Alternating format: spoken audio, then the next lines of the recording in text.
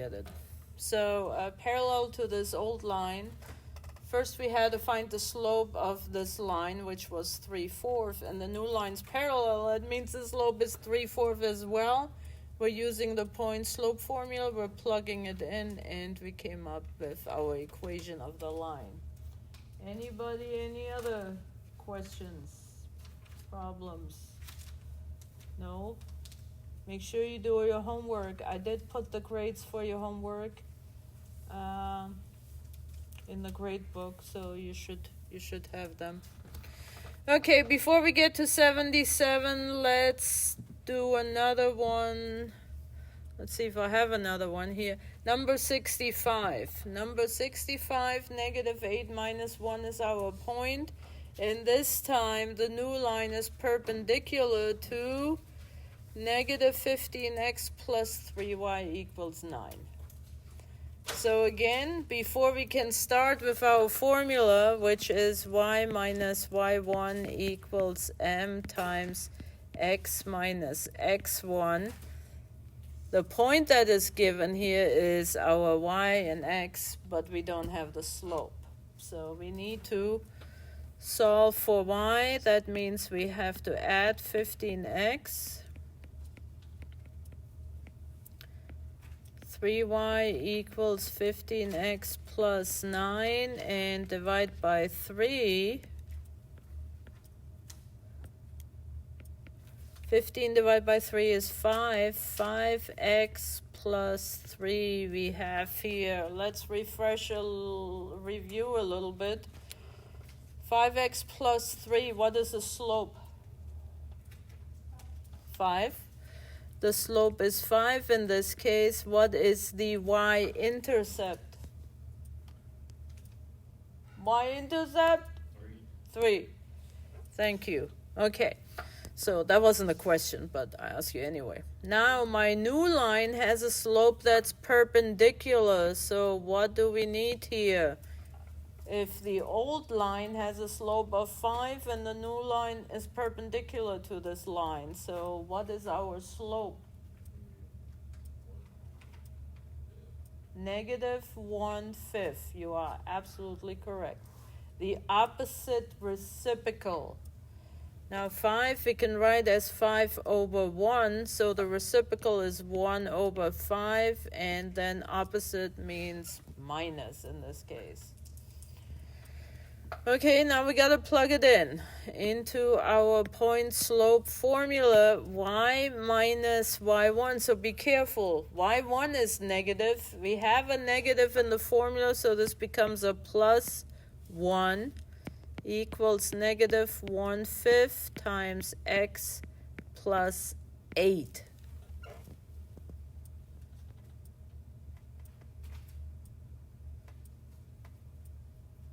So there are two pluses there because the point is negative.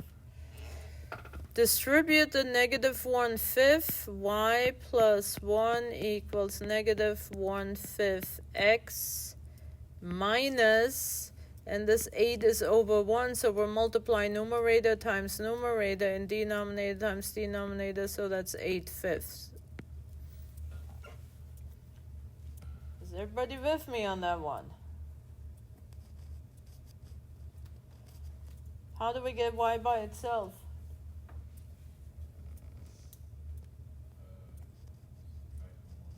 Subtract the 1. Let me actually erase this here. So if we subtract a 1, thank you. 5x little sidebar down here, we have -8/5, and of course this 1 has to be changed to denominator of 5, which is the same as 5/5. Right? Yes. Right? That? Yeah, yeah. -8 minus 5, what is that? -13/5. We cannot get rid of the fractions here. We have to work with them. So a little fraction action. I know how much you like that.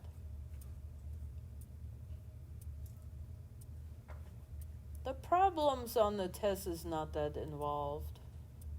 I'm not sure if it is a fraction or not. There's one of those on the test. Just one. Okay, what else do we have? Let's take a look at, not this one, what is it? Oh, 77, we'll get to it, hold on. But before we do 77, I want to do number 73 because it's a nice problem, I like it.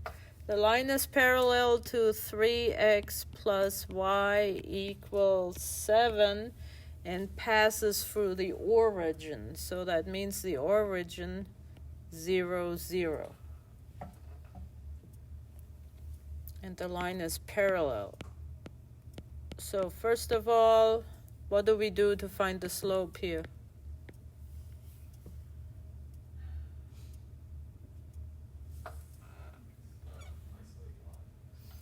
Isolate the y, which means we got to subtract the 3x. And that's really all we have to do. We're done.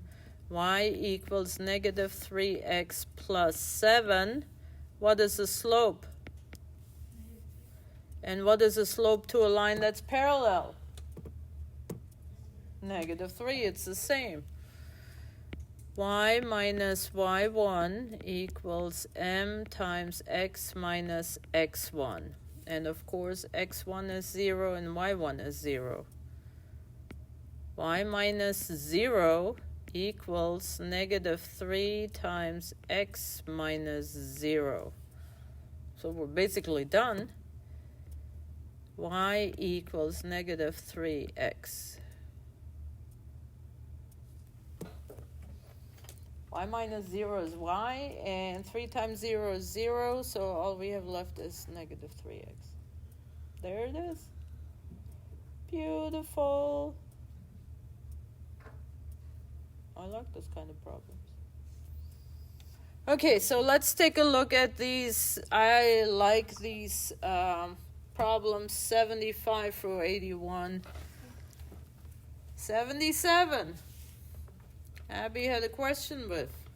So, can you help her out? We're looking for a line that contains a point 2, negative 3, and has an undefined slope. What is the equation of the line? What do you think? I'm telling you there is no math involved in that problem. Negative 3.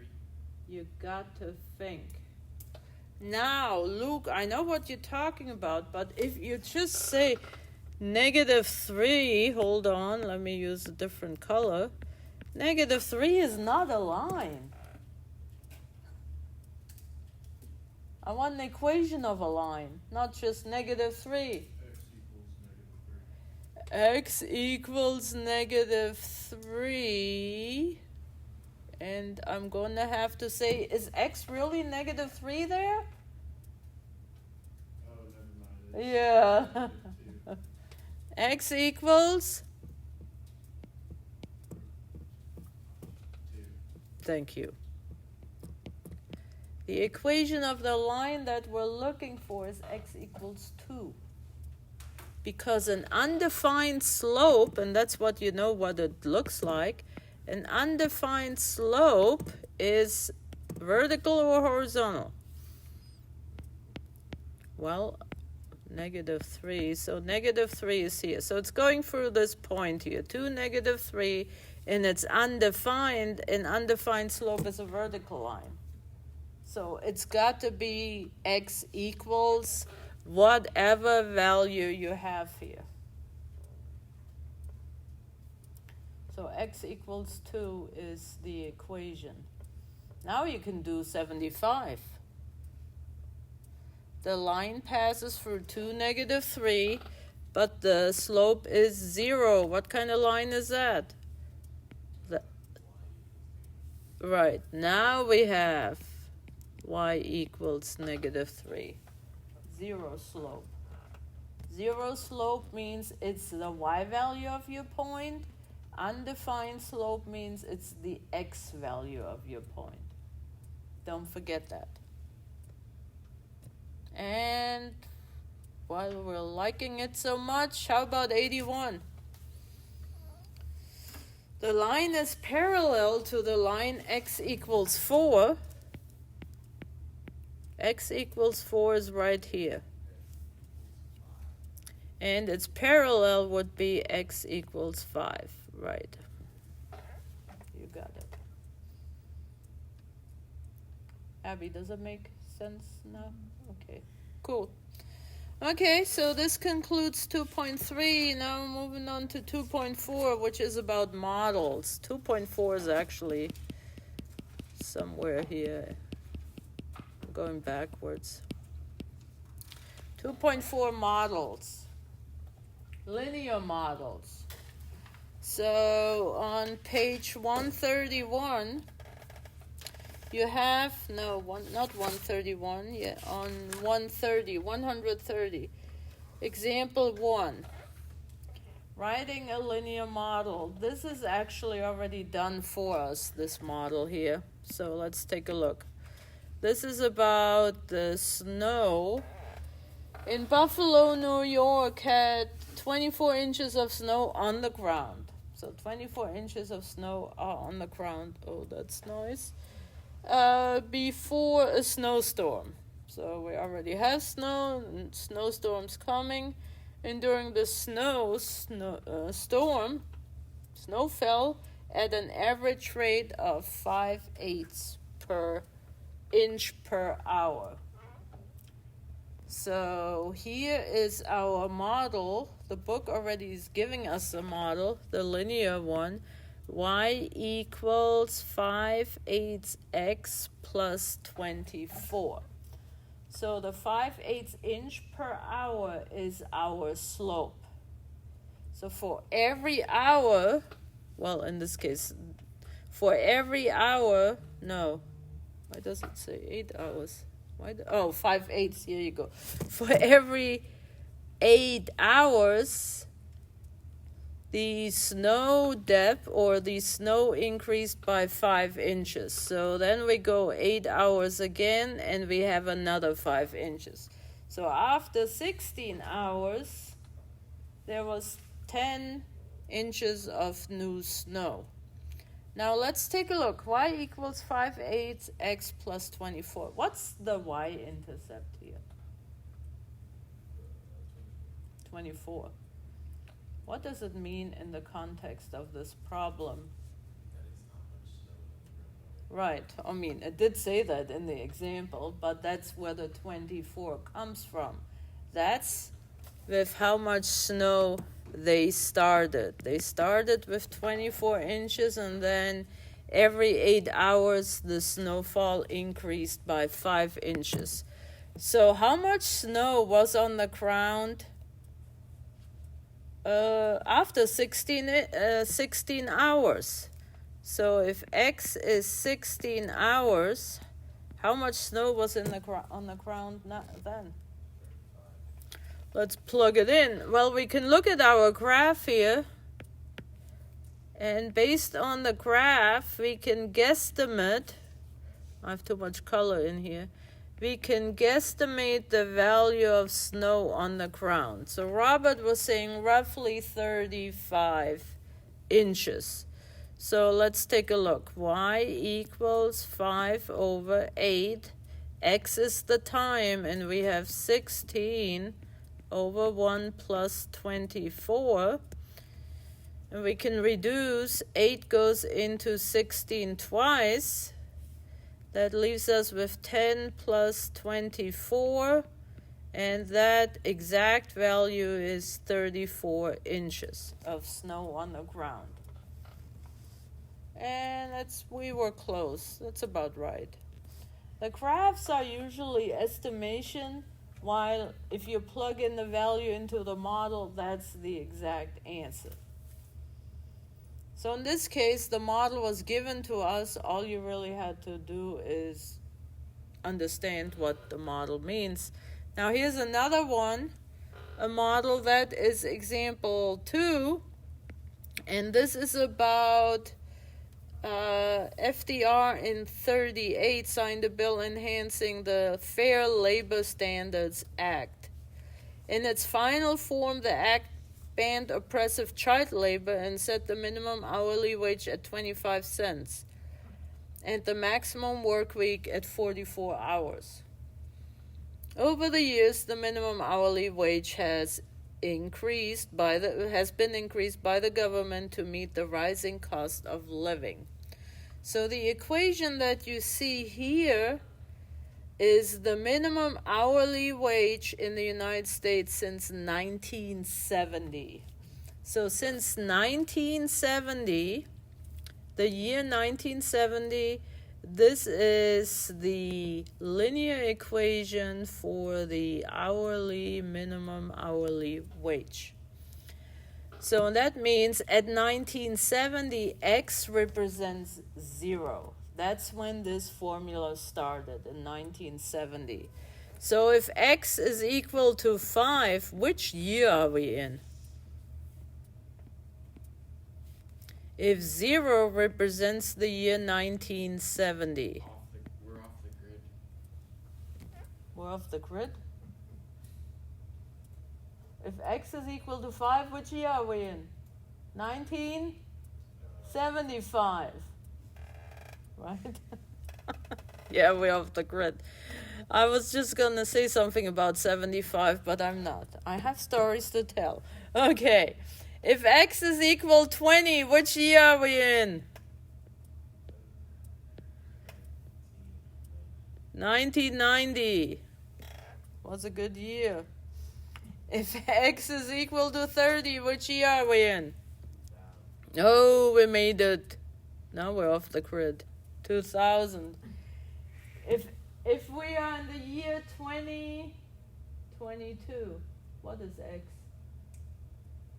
It's off the grid.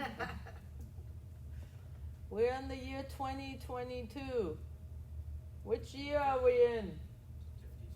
52. I mean, we are in the year 22. X is 52. The difference between 1970 and 2022 is 52 years. Wow. I'm not going to go there now, but I'm just reminiscing here. Okay, 52 years. Go ahead and figure out what is the estimated minimum hourly wage today, supposedly. Let's see if the model holds true. What is the minimum hourly wage? If X is equal to 52, Y is 0.14 times 52 plus 1.6. I did not bring a calculator. We're definitely off the grid now with 52. There you go.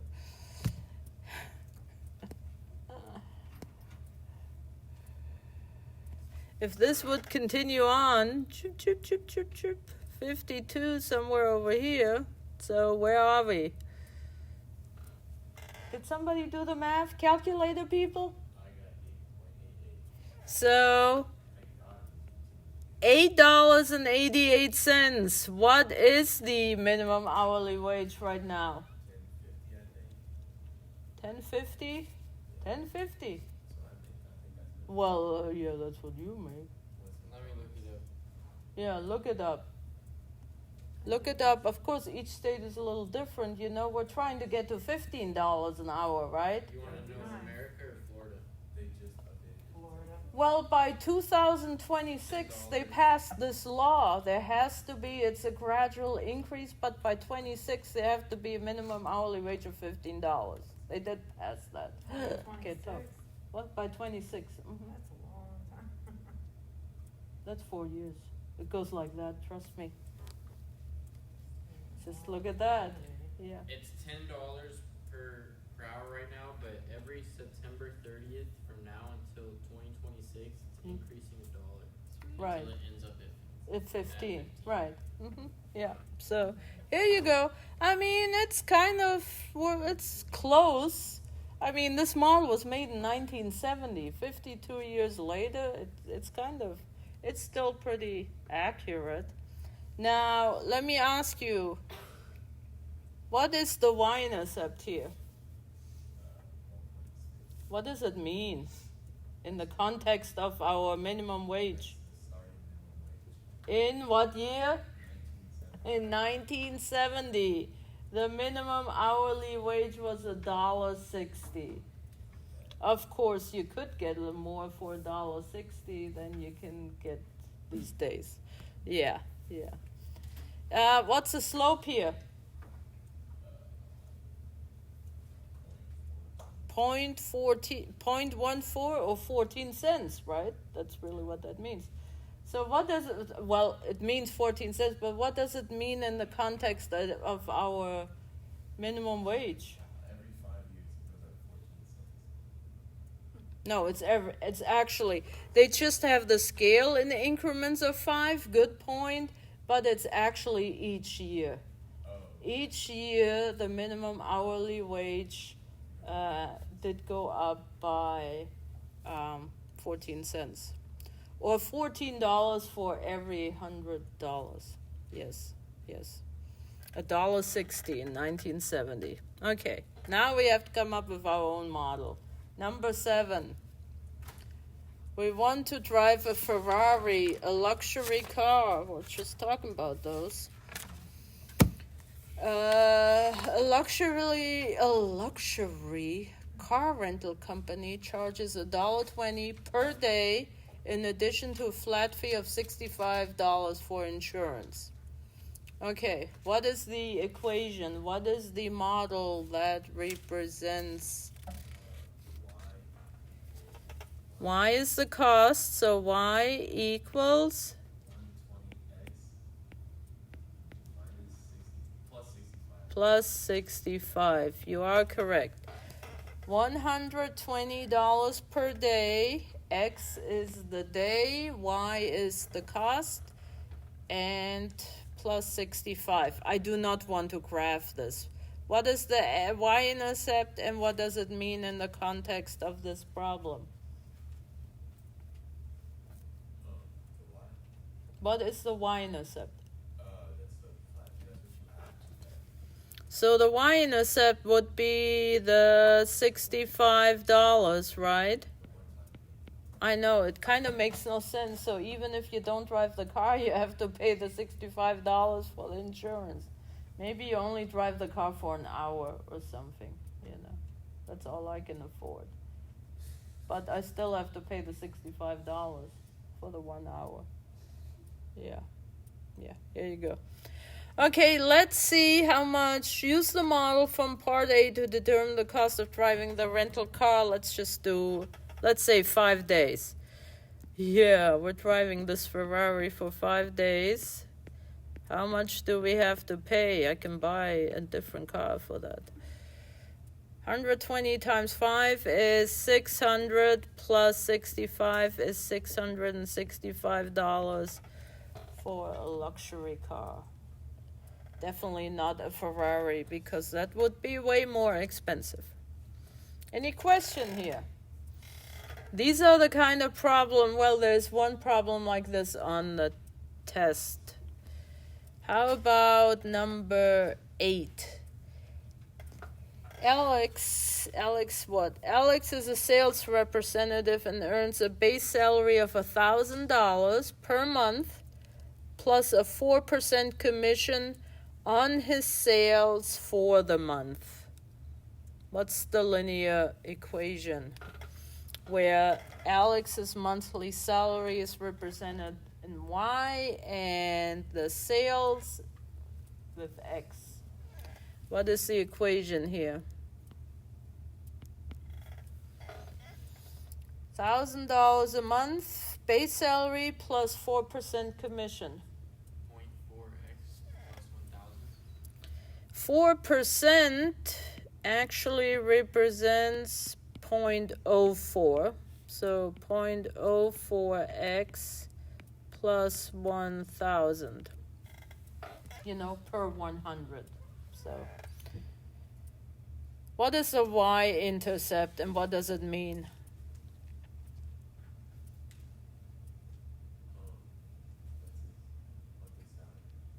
That's his base salary. Even if he doesn't sell, let's say he's a luxury car salesperson, Even if he doesn't sell anything, he still makes $1,000. That is correct. What is the slope? 0.04 or 4/100. What does it mean?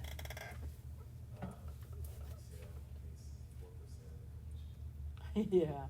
So that means for each $100 in his sales, he makes $4 off $100. So let's look at E. Alex is selling $30,000 worth of goods. What is his salary? Y equals 0.04 times 30,000, right? That's X plus 1,000. So if he's a car salesperson and he's, I don't know, he sold one car, not really luxury, but semi.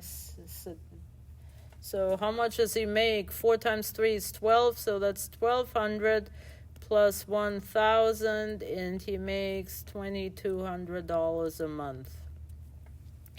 Well, Alex is saying that's not enough for his bill. So now let me ask you a different question. That's not here stated, but he needs $5,000. So how much does he need to sell in order to have a salary of $5,000? What kind of how do we write this equation down now? $5,000 is his salary. That represents the Y now. 0.04, and we need to find X. We need to find how much money he's selling plus 1,000. So subtract 1,000. That's 4,000 equals 0.04x. Divide by 0.04. And x is equal to 4 divided by 4 is 1. Put 2 zeros on the 100,000. Now we're getting a luxury car. There you go. If he sells one luxury car, then he's making $5,000 a month. Yeah. If he sells two, ooh. Yeah. So what's in the $100,000 range of a car? A Corvette? Huh? The C8. Yeah. Luxury cars, Corvette, BMW, Mercedes, Audi, Lexus, maybe, I don't know. Okay, guess what? 2.4 is done. Yeah, no more luxury cars. Moving on. Okay, we're moving on to 2.5. Let's see what's going on with 2.5. 2.5 is all about relations. Relations. 2.5. What is a relation? Well, relation functions on 2.6, so I kind of combined both sections more or less. A relation is anything you can write as an ordered pair. And it does not necessarily have to be numbers. Whatever relationship we have that corresponds to one another, that's called a relation. I mean, for most of the times in the book, is our ordered pair, x and y. That's really a relation. We have a first coordinate and we have a second coordinate. So, what else do we have here? Set of ordered pairs. We also need to talk about domain and range. Have you heard these words before? then tell me, what is a domain?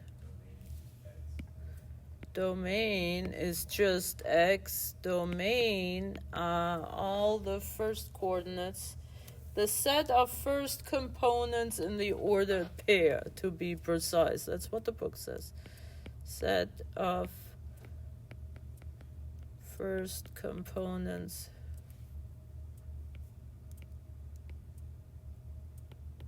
Or in other words, just like Robert said, the X values. And the range, therefore, has to be the set of the second components.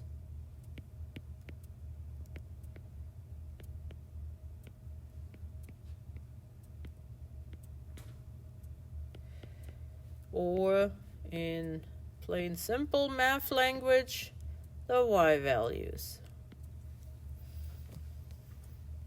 Domain and range. Now, if you understand domain and range, college algebra will be a breeze. Once we're done with chapter 1 in college algebra, every single question is about domain and range. We do a very similar chapter 2 that we do here in college algebra, domain range, but more about nonlinear graphs. Chapter 3 is all about polynomials, more domain and range. Chapter 4 is on exponential function, more domain and range. It's all about domain and range. So here's an example from the book. And it's example 2. I don't want to write the relations, but this is a relation where your X values, or your first component represented by the states, and your second component in this case are the number of representatives for each state. So if you were to write this as an ordered pair, like for example, you see here you have California 53, Colorado, Florida 27, and so forth. So you just look at your table and write it as an ordered pair. The table below is the longevity of animals and their average lifespan. And if you were to write this as an ordered pair, it would be bear, 22.5 years. And then cat, 11 years. A cow, 20.5 years. Wow. And an elephant, 35 years, a dog, 11, and so forth. So we can express these tables as ordered pairs, and that would be called a relation. Now, this is just my simple example of a relation, an X and Y table. What is the domain? Who can tell me what the domain is? 1, 2, 3. Right. So when we have just individual numbers for the domain, we use what I call the fancy phrases, and we list 1, 2, 3. We go from left to right, so from the smallest number to the largest. And the range would be 4, 5, and 6. 20 questions like this on the test. Yeah. So the ordered pair, of course, would be 1, 4, 2, 5, and 3, 6. And that is not only a relation, what we have here. There are a special kind of case of relation, which is called a function. Now, this my small, tiny example here indeed is a function. And that's all I'm going to say about this now. And just, again, domain and range, first coordinates, range are the second coordinates. Are you guys with me?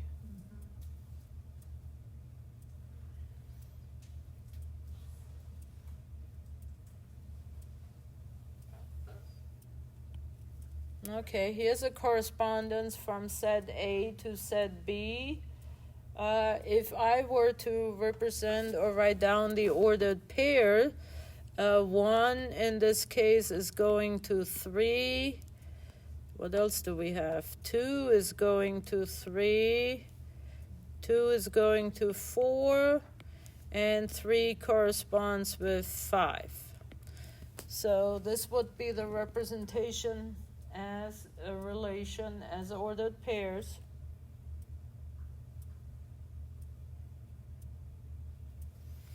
And then, of course, the question is, what is the domain and what is the range? So what is the domain here?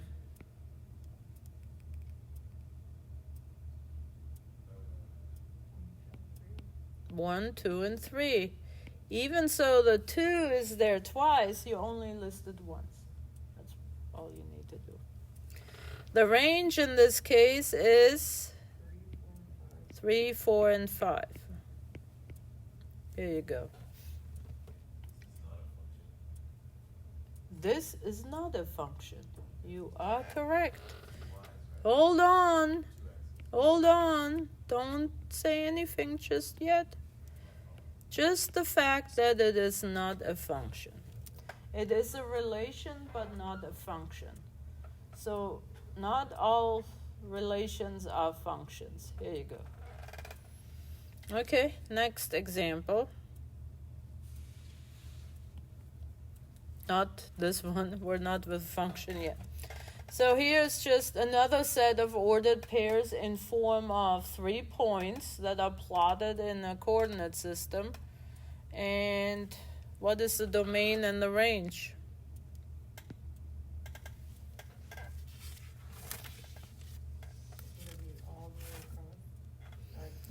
These are just individual 3 points here. So first of all, what we may want to do is label them. What are the coordinates for this point to the left here? -2 and +2, right?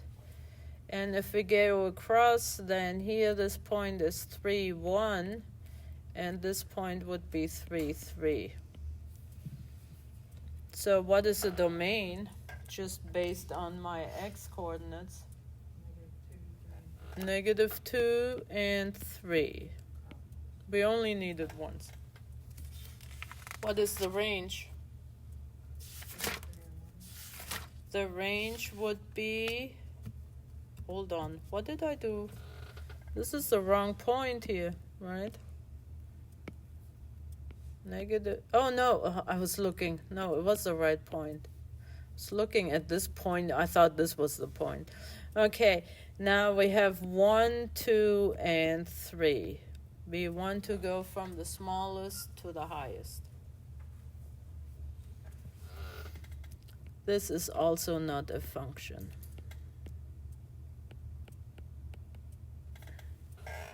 Not a function. I tell you in a second the difference. I think I have one more. I can never see what's coming next, so it's a surprise. Oh, here you go. Yes. Set of ordered pairs. What's the domain? 1, 3, 4, 5, and 6. What happened to the 2? Oh, the 2 is, what is the range? 2. This is a function.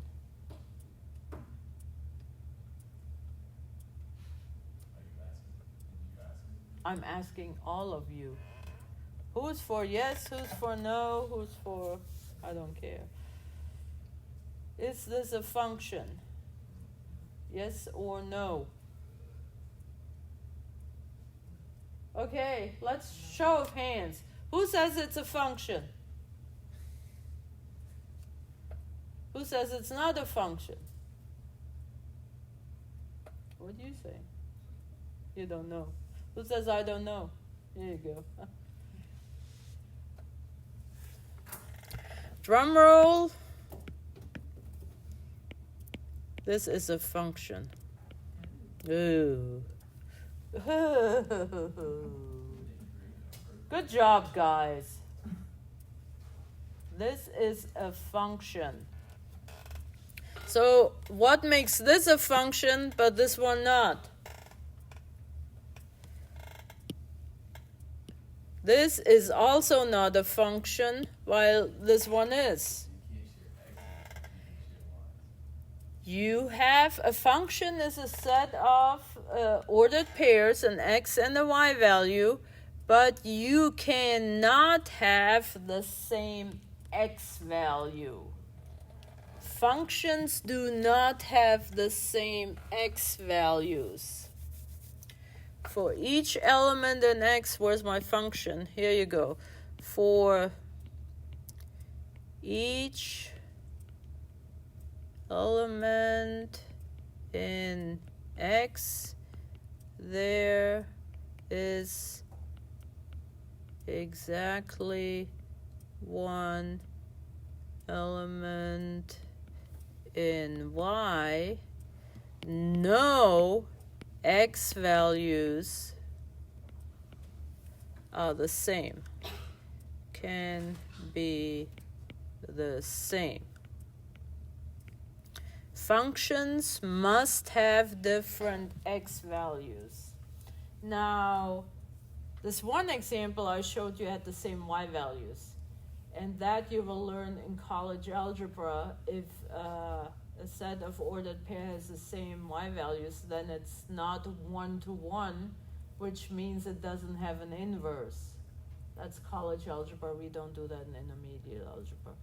So functions, they cannot have the same x values, and don't you forget it.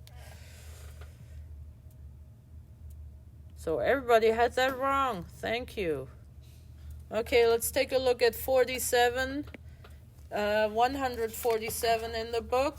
Number 11, we're doing homework together. What are we supposed to do here? Good question. Write the relation as a set of ordered pairs. I don't want to do that. That's A1, A2, B2. What is the domain and what is the range?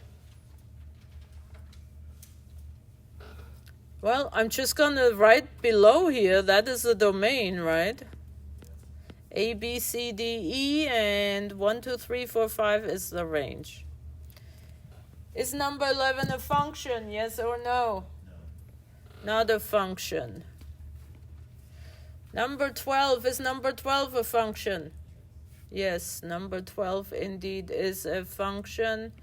And the domain, of course, is all of this here. And the range are the y values. I'm not going to list them here. Now then you have a set of points again. Is number 14 a function? No, because you have 2, 0 here. These points have the same x value. These points have the same x value. So this would not be a function. Now, so far we just talked about individual ordered pairs. That's not exciting enough. It's pretty straightforward, I hope. What happens if we have graphs? Ooh. Now what? Now we are in trouble. Because we cannot list really every point because there are infinitely many points. So when you see a graph, you have to write your domain and range in interval notation. It's between two numbers. It's not just one point, it's between 3 and 5 or something. Everything between 3 and 5 would be included in the domain. So let me write a couple things down. The domain must be written in interval notation.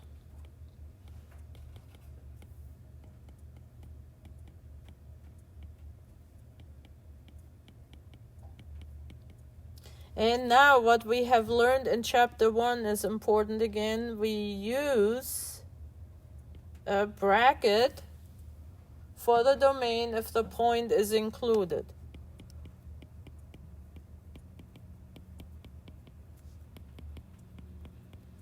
Now, we already talked about this, I think we did, if not, also a solid point, like number 17. These are all solid points here that are being graphed.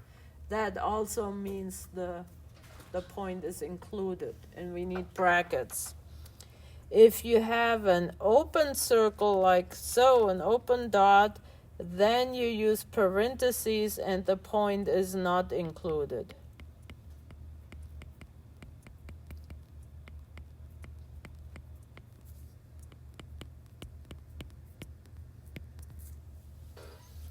And you don't see an example here on this page. I'm gonna fast forward a second. I want to just show you the difference between a solid and an open point circle.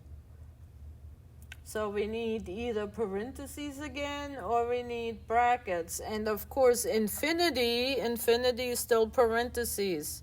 Infinity comes into play if you see these arrows that are going up and down. Now we're talking about infinity. But let me just show you, we're going to get back to this one. You see number 25, this one would be an open point. That means in this case 2, 3 is not included in this graph. The same down here. So we would need parentheses instead of a bracket. So let's go back. Let's practice. Let's look at number 15, my favorite circle. So domain and range. Again, domain are the x values, so we have to look at the x-axis right here. Let me use different color. We look at the x-axis. Where does this circle start and where does it end on the x-axis? What? It starts at 0 and it ends at 4. So your domain in interval notation would be a bracket 0 to 4. Now, unless you see an open circle anywhere, which we don't see here, it's always understood that we need brackets because all of these points here, like 0, 0 and 4, 0, they go right through this point. So everything really is defined, is included. Unless we're on the other page where you see an open one, otherwise we're good. What about the range? The range would be the lowest y value. Maybe I should write the domain somewhere else.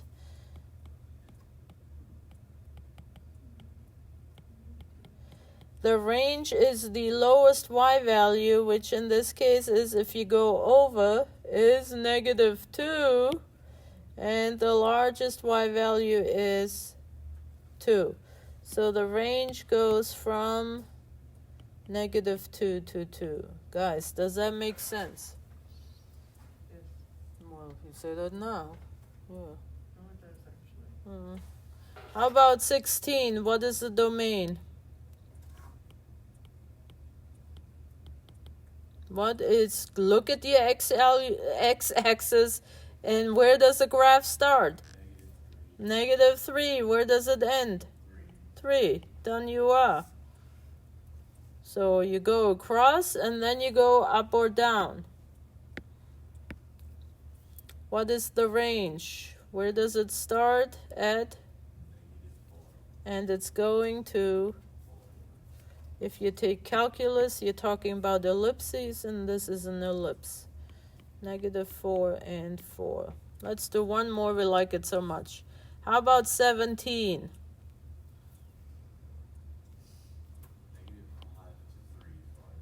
Domain would be -5 to 3, and we have solid points here, so this one stops. Now, based on the points that are given to you here, you have to be careful about the range. What is the range? -2.1 to 2.8. You are correct. These are your highest and your lowest values. So the first batch of graphs that they gave us here in the book, they all are either closed graphs or they stop at some point, and we don't have to worry about they continue on. Now let me tell you, number 15 is not a function. Number 16 is not a function, but number 17 is. 19 is not a function, and we get to some more graphs in a second. 20 is a function, and 21 is a function as well. So the ones that are not functions, not f, no functions, is 15, not a function. So is 16, and so is 19. The rest of them are. Okay, speaking of 19, here we have these arrows, and they stop at some point, but they actually continue on to the space station or to the deepest trench of the ocean, but my iPad is only so big, so here we go. What do you think is the domain here? Right. Because this keeps going and going, we have a negative infinity, and the x values stop at 2. And 2 is a bracket. Infinity is always parentheses. What is the range here? The range, as these values keep going infinitely to the trench and to the space station, keeps going here. So Robert is exactly correct. Negative infinity to infinity. Well, not with 19, but 20 and 21. When you see those arrows either going up or down, your domain is always the same. What is the domain for 20 or 21?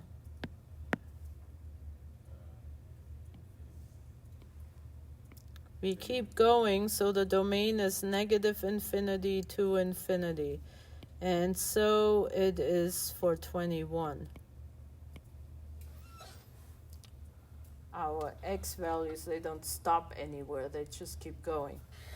What about the range for 20? The range does stop somewhere. We're coming from the deepest trench of the ocean. And we stop at 3.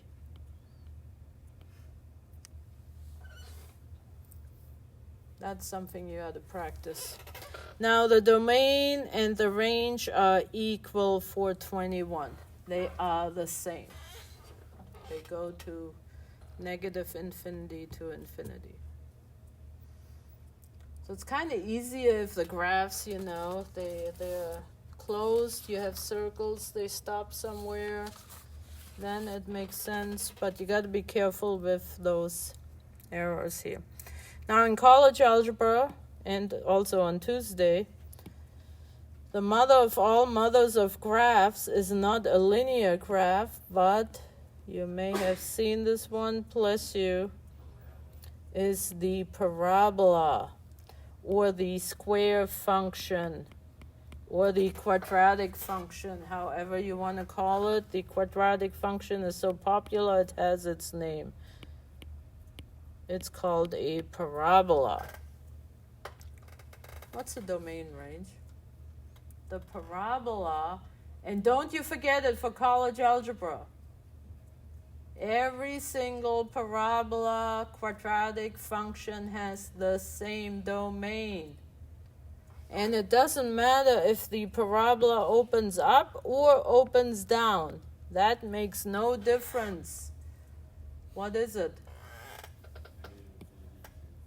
Negative infinity to infinity. For any kind of x value, that's really what it means. I get an output of a y value. If I plug in negative gazillion, I get gazillion squared back. If I plug in positive 100 million for x, I get 100 million squared back. If I plug in donuts for x, I get donuts squared back. Right. What's the range? For the one that's graphed right now. Yes. 0 to for the one. That's great. You bring up a good point. In college algebra, you learn about transformations where the graph is shifted to the left, to the right, up, down, and all this good stuff. This is the mother. This is the parent function. So the parent function has a range. The lowest y value here is 0. And it's going to space station, which is infinity. Here you go. Okay, that really concludes 2.5. We're cruising right along this evening. Oh no, let's take a look at 25. What time is it? Okay, 25. Domain and range.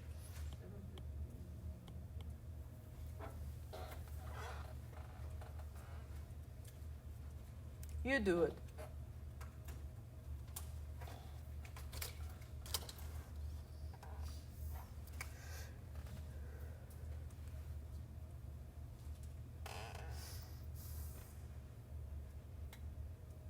Domain and range. What do you think?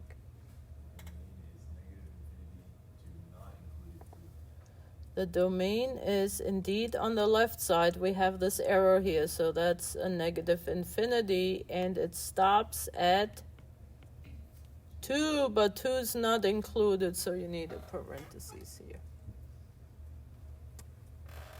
Good. What is the range?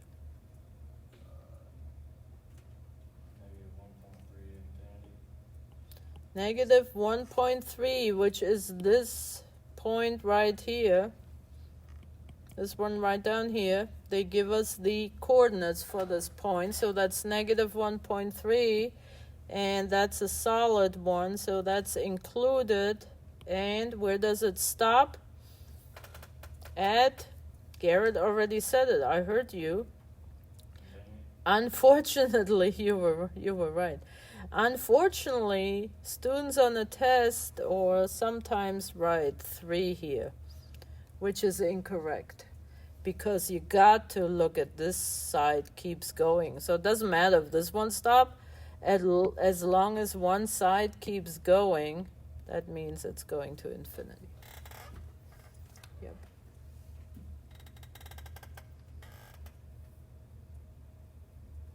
Beautiful. No, we just did that already. Then, real quick, 31, because I want to show you how we figure out if a graph is a function or not. 31 is a table in Florida that lists the months and the average precipitation, if I can say that, in Miami. So they're asking a question, what is the range element corresponding to April? Well, if your x value, your domain, are all the months, then the range would be the rain amount, and for April it is what? 2.85. So the range amount or the range element would be the y value. That's all they're asking for. What is the range element corresponding to June? And that would be 9.33 inches. Complete the ordered pair. If you look at D, 2.66 is your y value. Well, you got to go in here in the table and find a y value of 2.66, which means your x value is the month of November. Does it, it's pretty straightforward, right? Okay, so why do we know? We already kind of discussed what a function is. We cannot have the same x value. We already know when we have ordered pairs, like A in this example here is not a function. This one is, yes, it is a function, and this one is a function as well. But I want to show you how we determine that a graph is not a function. How about number 5? Yes or no, real quick. Is 5 a function? Yes. Number 6. Number 7. Number 8. Number 9. All you have to do is look at the x values. That's all you need to do. You can't have the same x value. And number 10 is yes. You have to have different x values. So we just did the homework. This is all the homework.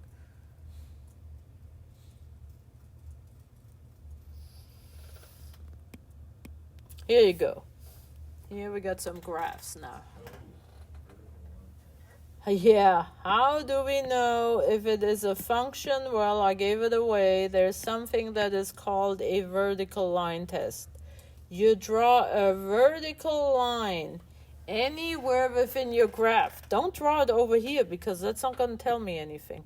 You draw a vertical line anywhere where you see your graph, and if this vertical line crosses more than once, then your graph is not a function, called the vertical line test. So if it crosses more than once, then this graph that you see is not a function. So what about number 11? Is this a function? No. It's crossing right here and right there. Number 12, is this a function? Yes, because it's only crossing once. Number 13, is this a function? Yes. Number 14. No. Number 15. No. Number 16. No, 3 times. No. And then my favorite all-time circle. Is circle a function? No. Vertical line test. If a vertical line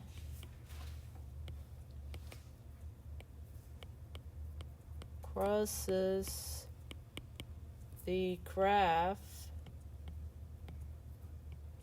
at more than one point,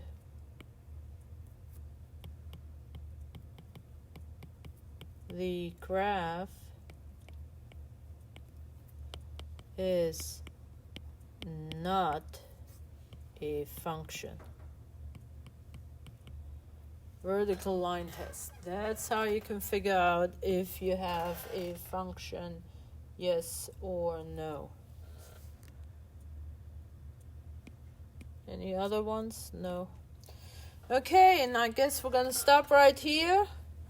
On Tuesday, we're going to finish up with function notation. You probably have seen this before.